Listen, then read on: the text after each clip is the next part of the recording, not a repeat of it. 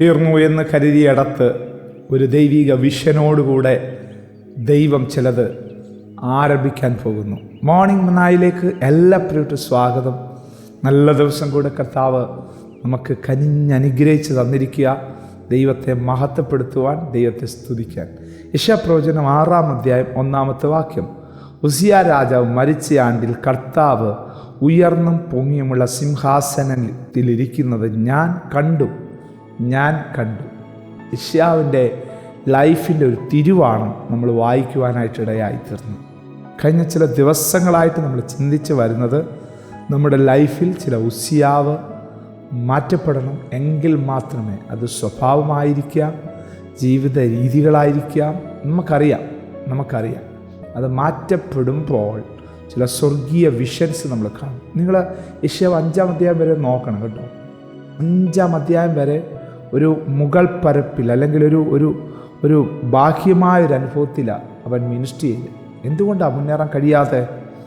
ജീവപര്യന്തം കുഷ്ഠരോഗിയായിട്ട് അവൻ പ്രത്യേകശാലയിൽ പാർക്കുന്ന ഉസിയാവ് ജീവനോടുണ്ട്. ഇടിച്ചു കയറിയൊന്നും പ്രവർത്തിക്കാൻ പറ്റത്തില്ല ദൈവത്തിന്. അവിടെ ആ ഒരു മന്ദതയുടെ ഒരു പ്രത്യേക ഇരുട്ടിൻ്റെ അന്തരീക്ഷത്തിൽ പോകുമ്പോഴാണ് ഉസിയാവ് മരണപ്പെടുകയും ദൈവത്തിൻ്റെ ആ ദർശനം മറ നീക്കി യശയാവ് കാണുകയും അവൻ്റെ ശുശ്രൂഷ നിങ്ങൾ നോക്കിയേ, ആ അധ്യായത്തിൽ തന്നെ മശിഹയുടെ ദർശനമാണ് ഉണ്ടാകുകയാണ്. മശിഹയുടെ മിനിസ്ട്രി അവൻ കാണുകയാണ്. 53-ാം അധ്യായത്തിനകത്ത് ക്രൂശ് കാണുകയാണ്. പീലാത്തോസിൻ്റെ മുമ്പ് വിസ്തരിക്കപ്പെടുന്ന യേശുവിനെ കാണുന്നു. എന്തിനേറെ പറയുന്നു, ഇതുവരെ നടന്നിട്ടില്ലാത്ത സഹസ്രാബ്ദ വാഴ്ച ഉൾപ്പെടെ ഉള്ളത് യശയാവിന് തുറന്നു കിട്ടുന്നത് ആ ഉസിയാവ് മാറ്റപ്പെടുന്നതോടുകൂടിയാണ്.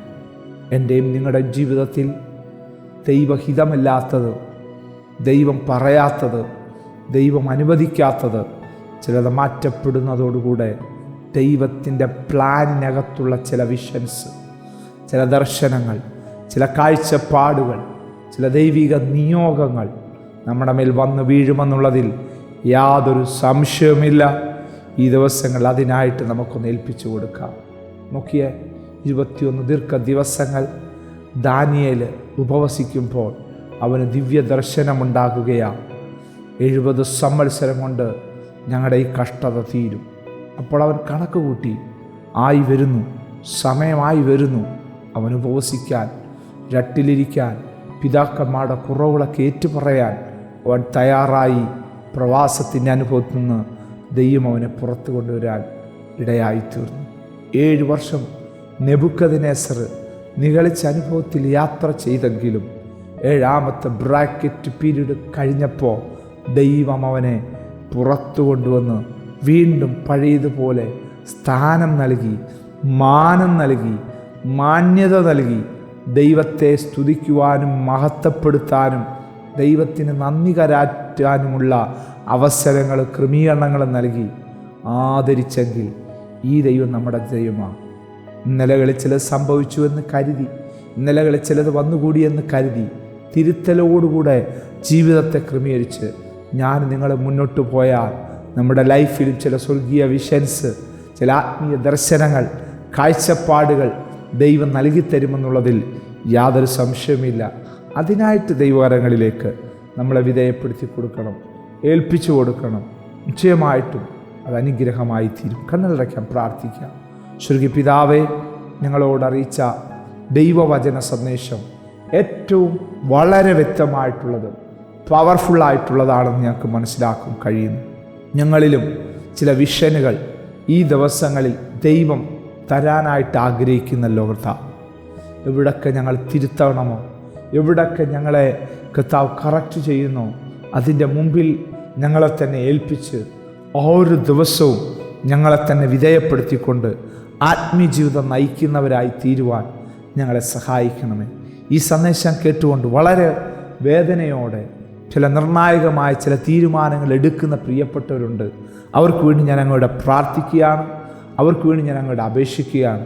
അവരുടെ ജീവിതത്തിൽ ആ നിർണായകമായ ദൈവിക തീരുമാനങ്ങൾ എടുക്കുന്നതിലൂടെ ഹല്ലേലൂയ, ഇന്ന് വരെ അവരുടെ ലൈഫിൽ നടക്കാത്ത ആത്മീക ഉയർച്ചകൾ, വിടുതലുകൾ, അനുഗ്രഹങ്ങൾ, ദൈവപ്രവർത്തികൾ കൽപ്പിക്കുവാൻ ഞാൻ ദൈവത്തോട് പ്രാർത്ഥിക്കുന്നു. കർത്താവേ, ഈ സന്ദേശം ഭയങ്കര പവർഫുള്ളായിട്ട് മാറട്ടെ.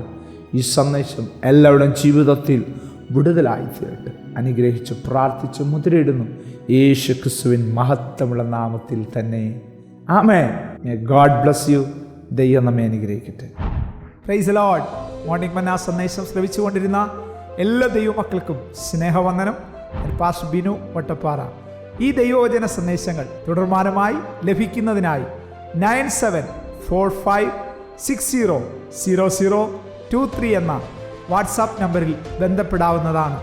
നമ്പർ ഒരു പ്രാവശ്യം കൂടി ആവർത്തിക്കുന്നു: 97 45 60 00 23. ദൈവം നമ്മേവരെയും അനുഗ്രഹിക്കട്ടെ. God bless U.